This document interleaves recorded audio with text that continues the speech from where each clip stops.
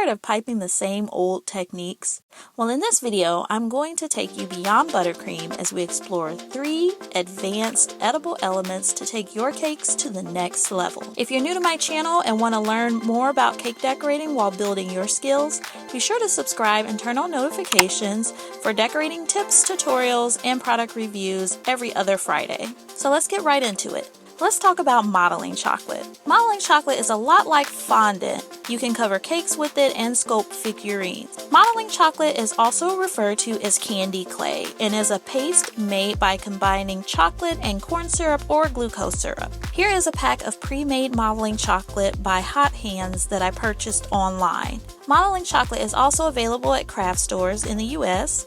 Here is a container of deep brown colored modeling chocolate by Satin Ice. If pre-made modeling chocolate isn't readily available to you, you can easily make it with just 2 ingredients.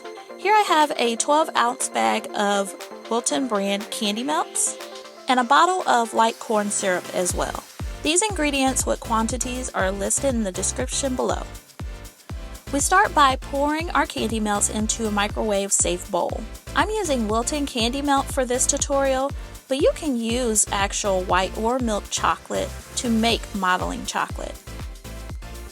Next, we're going to melt the wafers in the microwave per the instructions on the package. Once the wafers are melted, we're going to use a rubber spatula to add the corn syrup. We gently fold in the corn syrup until the ingredients are combined, and the mixture thickens and starts to pull away from the sides of the bowl. You'll want to be careful not to overmix here.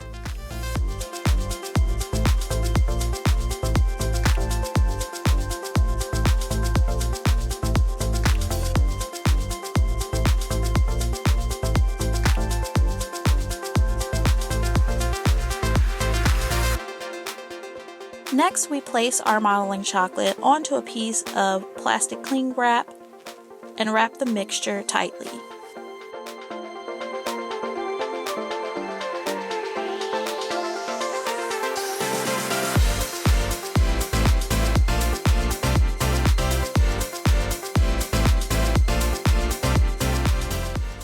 Finally, we allow our modeling chocolate to rest and cool down. This will take a few hours. Once the modeling chocolate has hardened a bit, we'll unwrap it.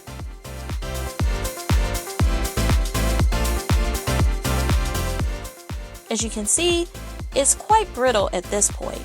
To make it pliable, we'll start to knead it with our hands.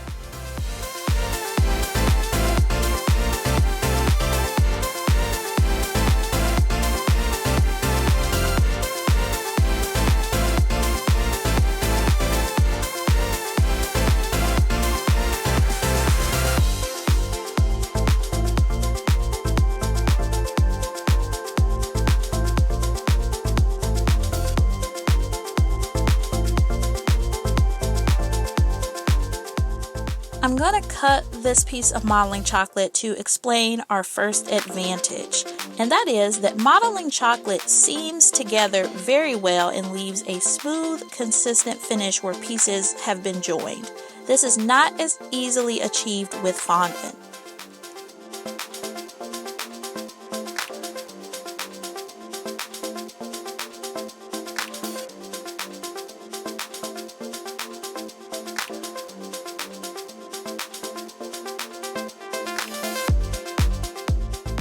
With a bit of pressure and some heat from my hands, I'm able to smooth the seam flawlessly.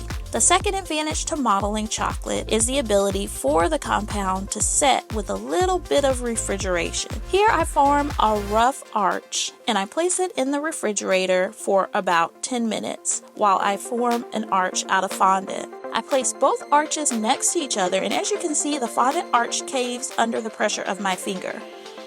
The modeling chocolate, on the other hand, is very stable as I press down with my finger. The modeling chocolate holds its shape while the fondant does not. If you need to model something on short notice and don't have 24+ hours to wait, I would highly recommend modeling it with modeling chocolate. The candle on this smash cake was modeled from modeling chocolate. I used dry color dust to add the orange highlights to the flame. Next, we're going to look at wafer paper. Wafer paper is also known as rice paper, is a material made from dehydrated potato or rice starch, oil, and water. Here is a small pack of wafer paper sheets. The sheets have a textured side and a smooth side. Wafer paper is most often used to create wafer paper flowers. As you can see, it's very easy to cut, just like paper, but it is brittle and snaps easily if it's folded. If we're making flower petals and need the wafer paper to curl without snapping, we'll need to add a thin layer of clear piping gel to the textured side of the petal.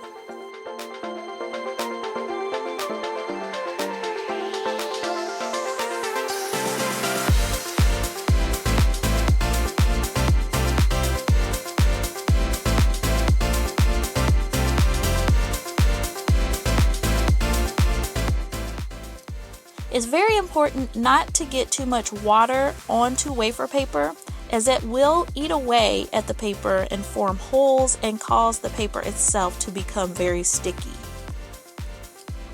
Wafer paper can also be airbrushed, but again, be mindful of the moisture from the airbrush spray, whether you're using a water-based color or an alcohol-based color. I made these flowers after airbrushing the wafer paper and allowing to dry. I recently used airbrushed wafer paper to recreate a menu using a light table and edible marker. And here's the finished look. Next, we'll explore Isomalt. Isomalt is a sugar substitute that can be melted down, colored, and formed by casting into a mold, pulling, or blowing. It is typically used to create a water, ice, or glass visual on a cake. Raw Isomalt is available in powdered form, but I prefer to work with pre-cooked, ready-to-use Isomalt tiles like this one, available through Semi Cakes. There's a link to their website in the description. I have clear tiles and I also have blue tiles. First, we'll melt our clear Isomalt tiles in a glass measuring cup, following the directions on the package. When the Isomalt is melted, it will be very, very hot, and it is super important to be safe and protect yourself when working with it. This means wearing a double layer of gloves, cotton and latex free. These are also available through Semi Cakes. When our Isomalt is freshly melted, it will be very bubbly and almost frothy. Most of these bubbles will disappear as the Isomalt rests. To protect my surface, I'll be working on top of a thin silicone mat. I'm going to show you how easy it is to cast a 3D item using a silicone mold.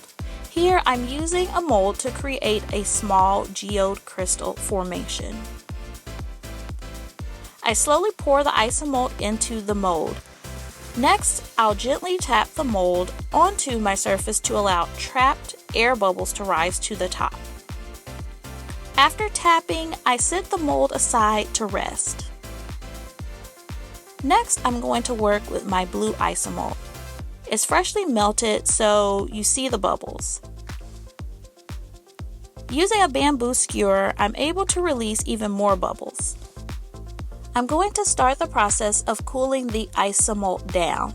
Here I pour it directly onto my silicone mat. Next, I fold the mat over the Isomalt from different angles to incorporate air and continue to cool it down. It now holds its shape enough for me to pick it up. We are going to use this blown sugar pump to create an Isomalt bubble. This pump is also available through Semi Cakes. Again, their website is in the description. I take the Isomalt and form it around the pipe, really securing it in place and making sure that the Isomalt is rounded at the top. Then I gently squeeze air into the Isomalt to form a bubble.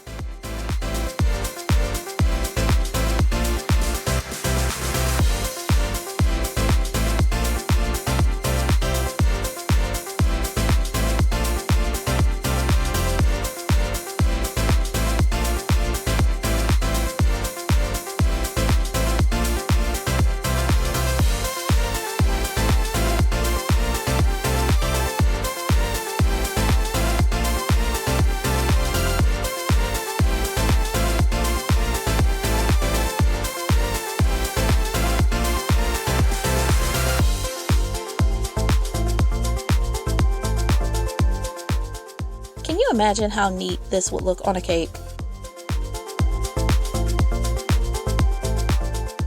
Now that our mold has set for about 30 minutes, it's time to open it and reveal our geode crystal.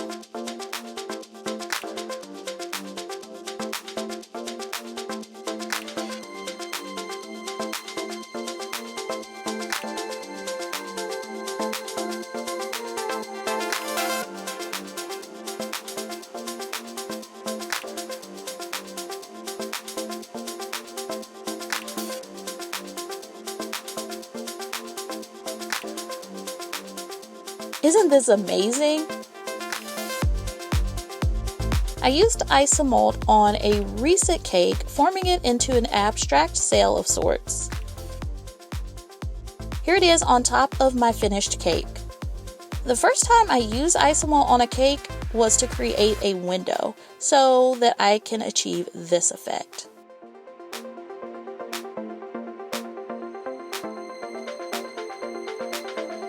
So let's chat. Have you used any of these elements before? If so, what did you think of them? Share your experience by commenting below. So you guys, I recently hit 1,000 subscribers and wanted to take a moment to thank everyone so much for their support. I'm giving a special shout out to Andy McCoy, who was actually my 1,000th subscriber. It's so much appreciated. If you enjoyed this video, be sure to hit the like button and share it with others who enjoy cake decorating. I upload new videos every other Friday, so subscribe and turn on notifications so that you are first to watch, like, comment, and share. As always, thanks for watching.